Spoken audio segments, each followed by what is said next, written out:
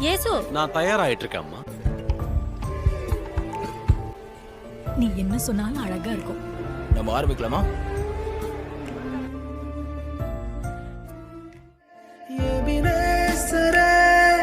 இந்நாள் வரை சுமந்தவரே